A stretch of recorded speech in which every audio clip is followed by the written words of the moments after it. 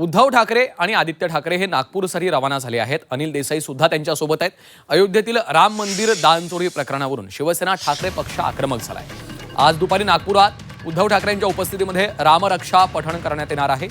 रामनगर इथल्या राम मंदिरात या कार्यक्रमाला ठाकरेंच्यासह संजय राऊत आणि शिवसेना युबीटीचे नेते कार्यकर्ते उपस्थित राहतील. मंदिरात रामदर्शन आणि रामरक्षा पठण केल्याच्या नंतर मंदिरासमोरच्या रस्त्यावर ठाकरेंची जाहीर सभा होणार आहे. या रामरक्षा पठणाकरता अगदी मुख्यमंत्री आणि सरसंघचालकांना देखील उद्धव ठाकरेंच्या शिवसेनेकडून आमंत्रण देण्यात आलेलं आहे.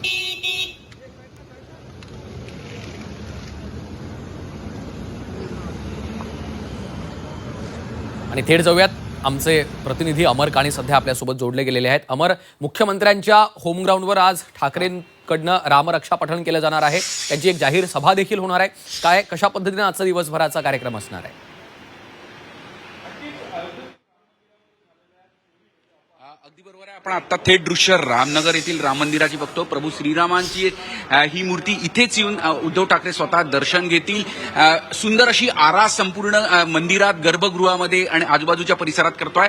मी माझ्या सहकार्याला सुद्धा सांगेल की राम मंदिर कशा पद्धतीने सजवलेलं आहे ते आपण बघू शकतो. इथेच येऊन उद्धव ठाकरे आज दुपारी 4:30 नंतर येऊन प्रभू श्रीरामांचं दर्शन घेतील आणि त्यानंतर रामरक्षा पठण करतील. त्यानंतर ते इथून थोडे बाहेर जातील.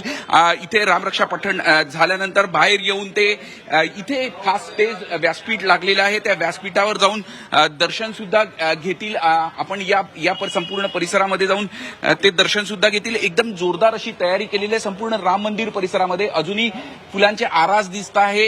इथे वेगवेगळे कटआउट्स लागले आहेत. सगळ्यात महत्वाचं म्हणजे व्यासपीठाच्या जवळ जे कटआउट लागले आहे ते बाळासाहेब ठाकरे, हिंदू हृदय सम्राट बाळासाहेब ठाकरे यांचं कटआउट लागलं आहे. आणि 22 तारखेला एक महायज्ञ लक्ष्मी निवाससह देवेंद्र फडणवीस यांच्या वाढदिवसाच्या निमित्ताने भाजपाकडून सुद्धा लागलेलं आहे.